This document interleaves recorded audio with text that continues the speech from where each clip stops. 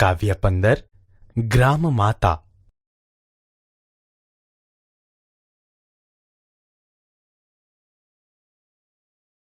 બાળ દોસ્તો, હવે આપણે કવિના જીવન વિશે પરિચય મેળવીએ.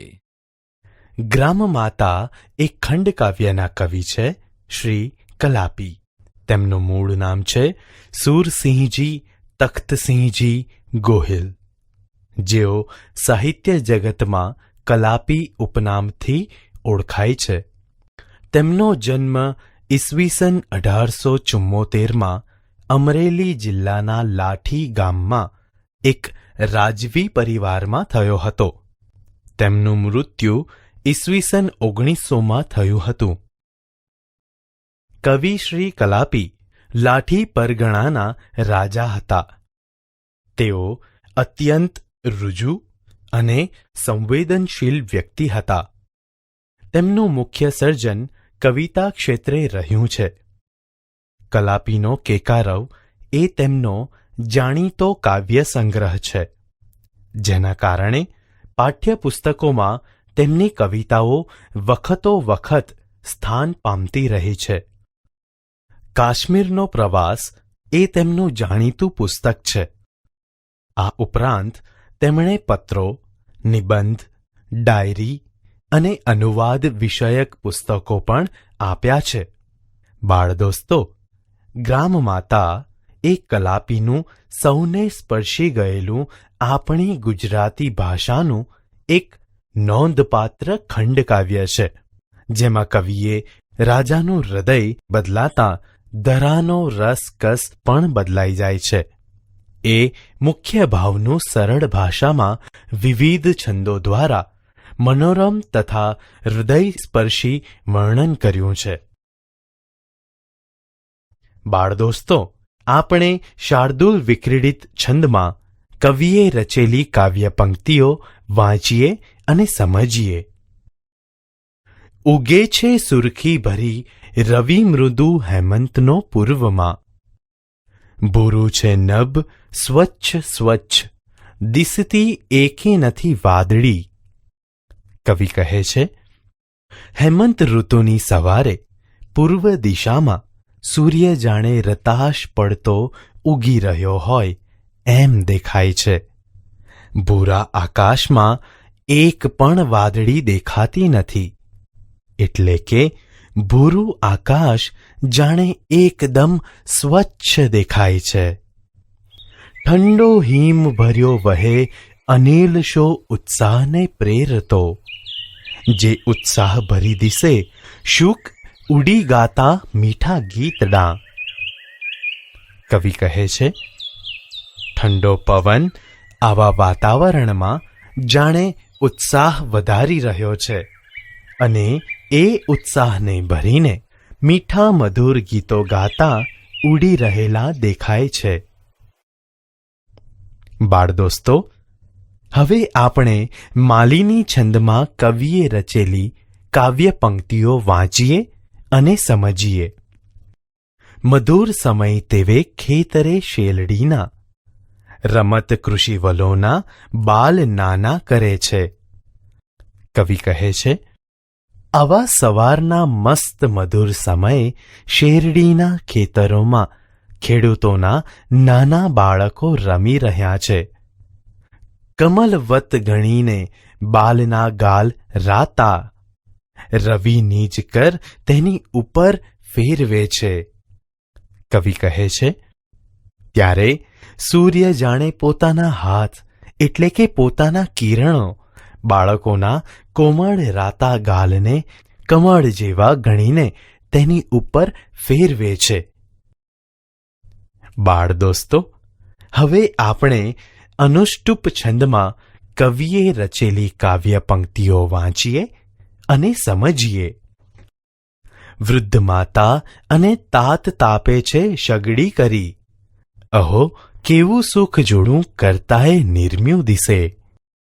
કવિ કહે છે, સવારના સમયે વૃદ્ધ માતા અને વૃદ્ધ પિતા સગડી કરીને તાપણી કરે છે, જે જોઈને કવિ કહે છે, વાહ, ઈશ્વરે કેવું સુખી જોડું બનાવ્યું છે.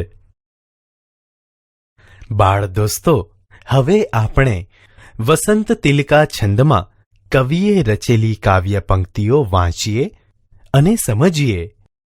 ત્યાં દૂર દૂર નજરે ઉડતી પડે છે ને અશ્વ ઉપર ચડી નર કોઈ આવે. કવિ કહે છે, બાળકો રમી રહ્યા છે, વૃદ્ધ દાદા દાદી તાપણું કરી રહ્યા છે. ત્યાં દૂર દૂર ઉડતી દેખાય છે, જાણે કોઈ માણસ ઘોડા પર બેસીને આવતો દેખાય છે. ટોળે વળી મુખ વિકાસી ઊભા રહીને તે અશ્વને કુતૂહલે સહુ બાલ જોતા. કવિ કહે છે, બધા બાળકો ભેગા થઈને આશ્ચર્યથી તે ઘોડેસવારને જોઈ રહ્યા છે. બાળ દોસ્તો, હવે આપણે મંદાક્રાંતા છંદમાં કવિએ રચેલી કાવ્ય પંક્તિઓ વાંચીએ અને સમજીએ. ધીમે ઉઠી શિથિલ કરને નેત્રની પાસ રાખી, વૃદ્ધ માતા નયન નબળા ફેરવીને જુએ છે.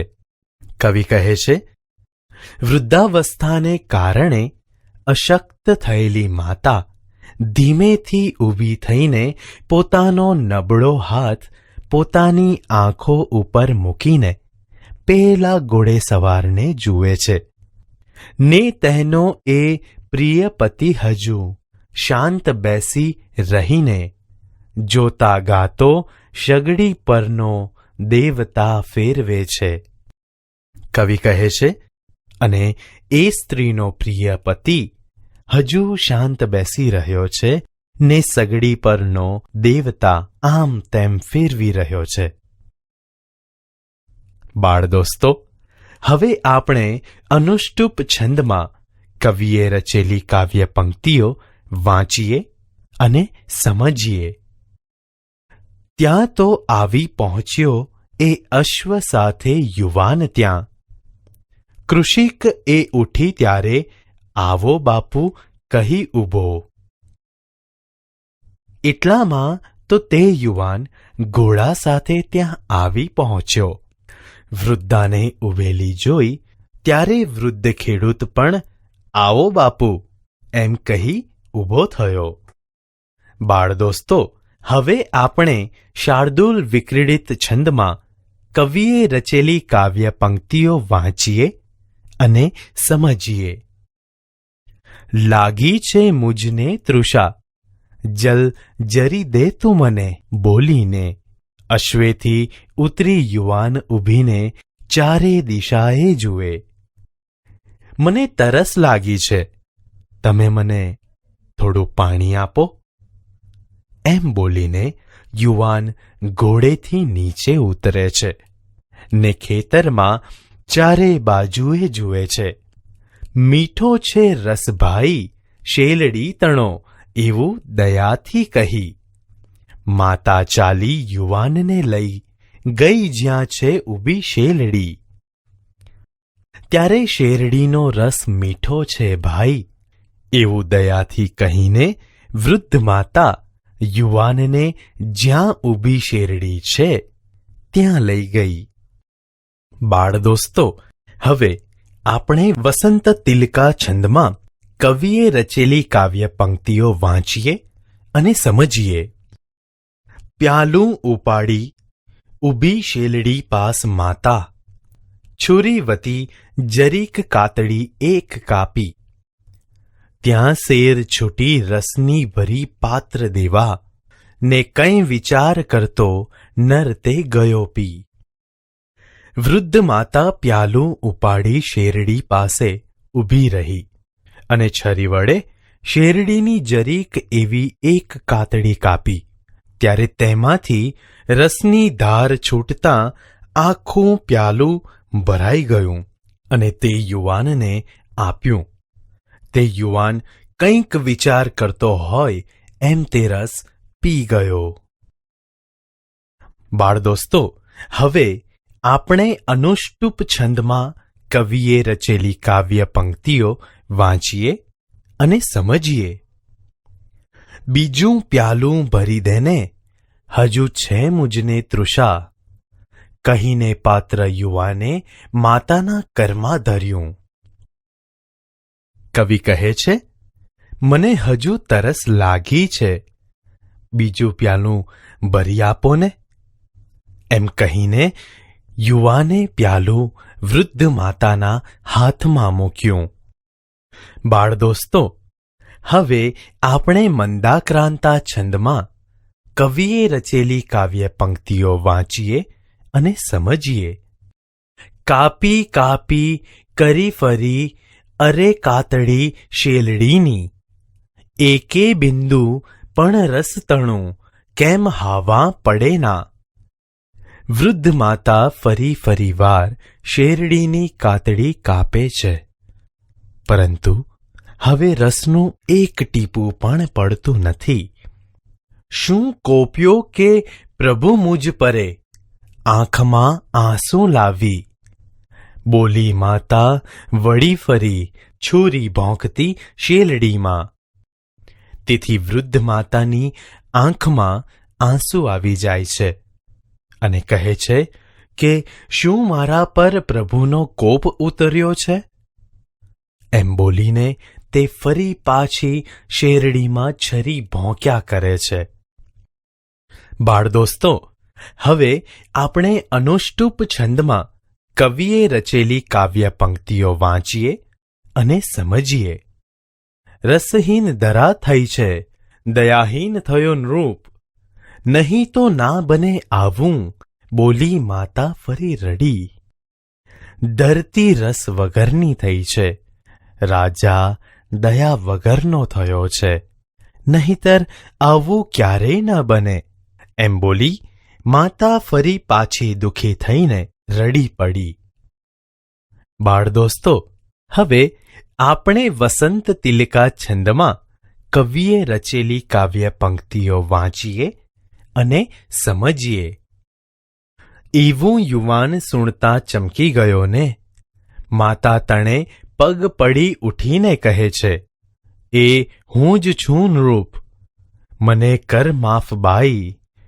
એ હું જ છું નૃપ, મને કર માફ ઈશ. માતાના એવા શબ્દો સાંભળતા જ યુવાન ચમકી જાય છે. તે તરત જ માતાના પગમાં પડે છે અને પછી ઊભા થઈને કહે છે, હે મા, એ રાજા હું જ છું, મને માફ કરો. હે ઈશ્વર, એ રાજા હું જ છું, મને માફ કરો. બાળ દોસ્તો, હવે આપણે શાર્દુલ વિક્રીડિત છંદમાં કવિએ રચેલી કાવ્ય પંક્તિઓ વાંચીએ અને સમજીએ. પીતો તો રસ મિષ્ટ હું, પ્રભુ અરે ત્યારે જ ધાર્યું હતું. આ લોકો સહુ દ્રવ્યમાન નક્કી છે, એવી ધરા છે અહીં. છે જોએ મુજ ભાગ કંઈ, નહીં સમો તે હું વધારું હવે. શા માટે બહુ દ્રવ્ય આ ધનિકની પાસેથી લેવું નહીં. યુવાન કહે છે, અરે પ્રભુ, હું જ્યારે સ્વાદિષ્ટ રસ પીતો હતો ત્યારે જ મનમાં ધાર્યું હતું કે આ સર્વ લોકો નક્કી જ ખૂબ ધનવાન છે, કેમ કે અહીંની ધરતી કંઈક આવી જ છે. તો પણ મને તેમની ઉપજમાંથી કંઈક નજીવો જ ભાગ મળે છે, તો હું હવે મારો કરવેરો વધારી દઉં. આ ધનવાન ખેડૂતો પાસેથી શા માટે વધારે કરવેરો ન વસૂલ કરું? બાળ દોસ્તો, હવે આપણે ઉપેન્દ્ર વજ્રા છંદમાં કવિએ રચેલી કાવ્ય પંક્તિઓ વાંચીએ અને સમજીએ. રસે હવે દે ભરી પાત્રબાઈ, પ્રભુ કૃપાએ નકીએ ભરાશે. યુવાન વૃદ્ધ માતાને કહે છે, માં, હવે રસથી આ પાત્ર ભરી દે. પ્રભુ કૃપાથી એ નક્કી જ ભરાઈ જશે. સુખી રહે બાઈ, સુખી રહો સૌ, તમારી તો આશીષ માત્ર માગું. માં, તમે સુખી રહો, તમે સહુ સુખી રહો. હું તો હવે માત્ર તમારા આશીર્વાદ જ માંગું છું. બાળદોસ્તો, હવે આપણે વસંત તિલકા છંદમાં કવિએ રચેલી આ કાવ્ય પંક્તિઓ વાંચીએ અને સમજીએ. પ્યાલું ઉપાડી ઊભી શેલડી પાસ માતા, છુરીવતી જરી જ કાતડી એક કાપી. વૃદ્ધ માતાએ ફરીવાર પ્યાલું ઉપાડી શેરડી પાસે ઊભી રહી અને છરી વડે ફરીથી શેરડીની જરીક એવી એક કાતડી કાપી.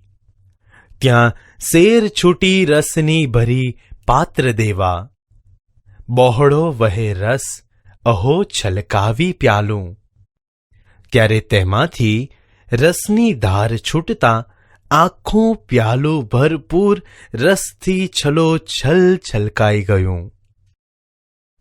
ભાષા સજ્જતા. બાળદોસ્તો, અગાઉના એકમોમાં આપણે સાદું વાક્ય, મિશ્ર વાક્ય અને સંકુલ વાક્ય જેવા વાક્યોના પ્રકારો વિશે શીખી ગયા. આજે આપણે વધુ એક પ્રકાર, વિધાન વાક્ય વિશે શીખીએ. હવે અહીં આપેલા વાક્યો ધ્યાનથી વાંચો. પહેલું વાક્ય છે, સવારનો સૂર્ય સુંદર લાગે છે. બીજું વાક્ય છે, કોમલને ઉદ્યાનમાં રહેવું ગમે છે. ત્રીજું વાક્ય છે, વિદ્યાર્થીઓએ રોજ વાંચવું જોઈએ. બાળદોસ્તો, ઉપરના ત્રણેય વાક્યોમાં તમે જોશો કે હકીકતનું સીધું જ કથન આપેલું છે. એટલે કે જે વાક્યમાં હકીકતનું સીધે સીધું જ કથન કે નિવેદન થતું હોય ત્યારે તે વાક્ય વિધાન વાક્ય છે એમ કહેવાય.